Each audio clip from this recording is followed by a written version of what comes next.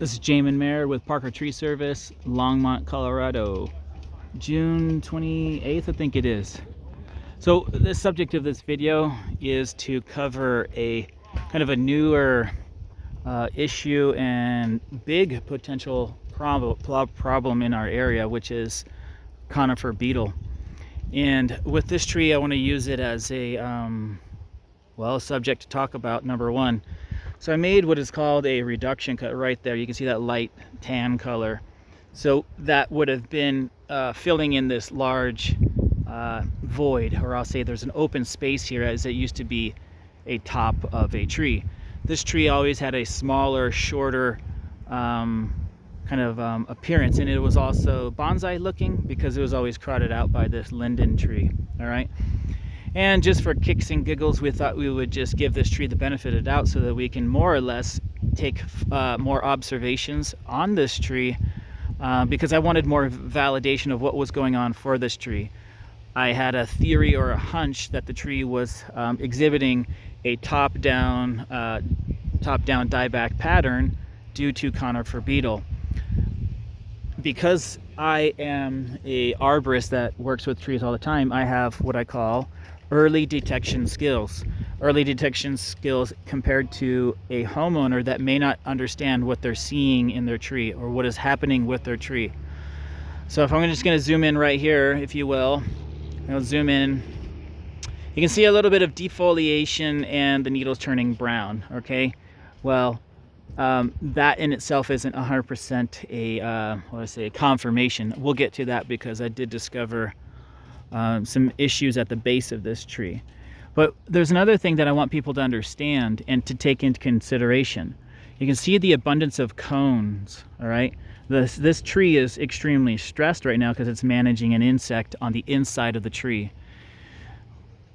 Conifer trees, as well as, heck, you can say other fruit trees. So I'm going to look at these trees. There's a peach right there, and I think both of these are peach.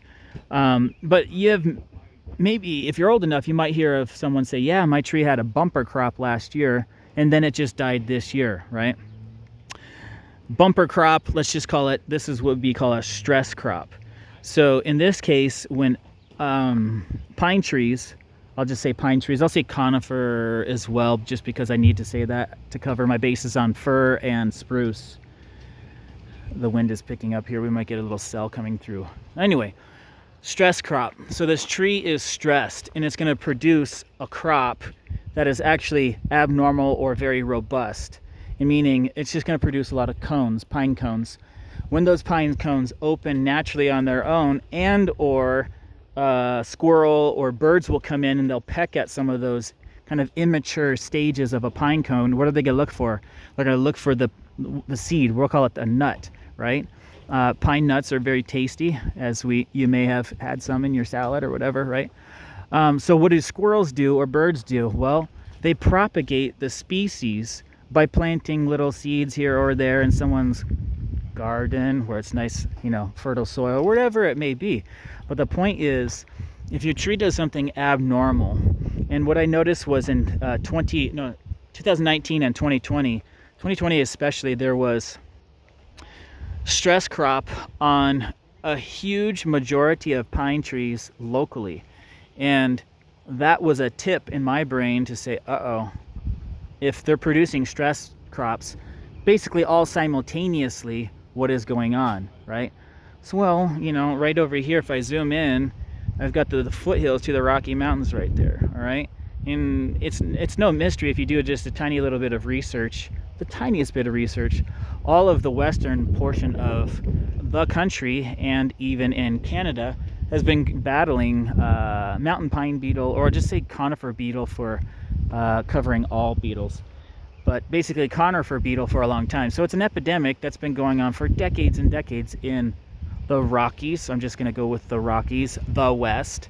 And now here we are in the Front Range of Colorado, and we're having a problem, what I fully believe is conifer beetle. And so I want people to have their trees protected from this very insect.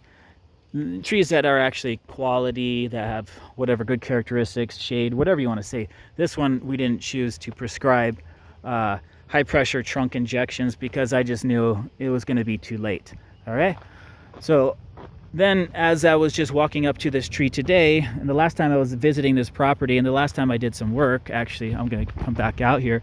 The work that I did, again, a reduction cut made to take away a very dying top. All right. That was April 6th. Okay. And so from April 6th to now I see frass. All right, it's a fancy word for sawdust from an insect. It's called frass. All right, and it's fresh, and that means well, insects are coming out of the tree or trying to go inside the tree. And then we see a natural response by the tree. The natural response is pitch. The tree is going to try to manage that insect and push the insect out of the tree by creating extra pitch. And yes, I do not see a lot of pitch mass and or sawdust in the rest of the tree. All right, I don't see that. I do see eggs from an insect here, and I don't know exactly what that is, if that's a friendly insect or if that's a bad insect right there. So but I do see a mass of insect eggs right there. So I'm not a giant professional entomologist, but I do, and I have been working with trees for approximately 20 years now. And so the point for me is I'll know what looks normal or healthy, and I'll know when I see the tiniest bit of abnormality or an off color or something different, or cone production. My goodness, that's almost like a no-brainer, obvious one, at least for me, where I'm at in my career and all this stuff. Cone production, or say fruit production, whatever you want to say, nut production, seed production. Okay, you get it? So anyway, that's a long video on this very subject. I'm just wanting to say something because I don't see any of my peers talking about it. I don't hear anybody talking about it. I don't hear any municipalities. I don't hear any I don't hear the U.S. Department of Agriculture or Forestry, anybody saying yet that basically the Front Range has an epidemic, and I already think there's going to be mass devastation already. So I sold over $500,000 worth of tree removal equipment to be prepared for this epidemic, as well as other tree-related epidemics, and I can go in on diseases and so on and so forth, but I'll just keep it in this context alone. In other words, I'm saying I'm putting my money where my mouth is and what I see and the data that I'm collecting. So to me, it's pretty serious.